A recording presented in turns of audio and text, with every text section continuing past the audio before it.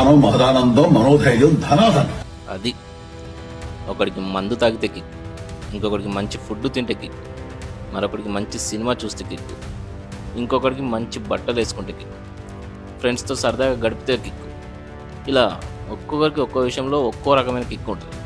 మరి పొలిటీషియన్స్కి కిక్ ఎందులో ఉంటుందో తెలుసా? గెలుపులో ఉంటుంది, పదవిలో ఉంటుంది, పవర్లో ఉంటుంది. కానీ నవీన్ రెడ్డి లాంటి లీడర్కి కిక్ ఎందులో ఉంటుందో తెలుసా? ఎమ్మెల్యే శంకరయ్య సొంతూరు వీర్లపల్లిలో తన అనుచరుడిని గెలిపించుకోవడంలో ఆయన కిక్ ఉంటుంది. మాజీ ఎమ్మెల్యే అంజయ్ యాదవ్ సొంతూరు ఎక్లాస్ ఖాన్పేటలో తన అనుచరుడిని సర్పంచ్గా పోటీకి దించడంలో ఆయన కిక్ ఉంటుంది.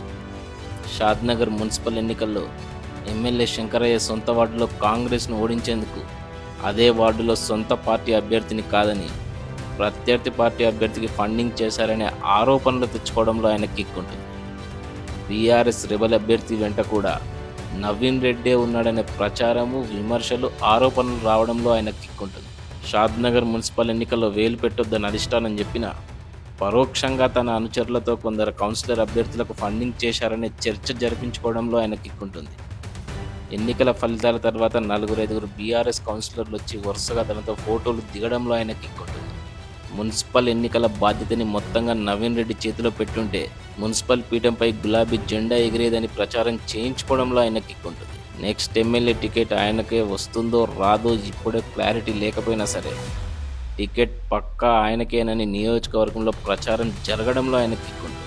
త్వరలో జరగబోయే ఎంపీటీసీ, జెడ్పీటీసీ ఎన్నికల్లోనూ నవీన్ రెడ్డి తన మనుషుల్ని గెలిపించుకునేందుకు ఏదైనా చేయగలడనే చర్చని క్రియేట్ చేయడంలో ఆయన కిక్ ఉంటుంది. ఆయనకు తన సొంత ఇమేజ్ బిల్డప్ చేసుకోవడం మీదే ఫోకస్ ఉంటుందనే టాక్ రావడంలోనూ ఆయన కిక్ ఉంటుంది. ఇదంతా జస్ట్ నా అబ్జర్వేషన్ మాత్రమే. మీకు ఇలాగే అనిపిస్తుందా? నా ఒక్కడికే ఇదంతా కనిపిస్తుందా? మీ అభిప్రాయం ఏంటి?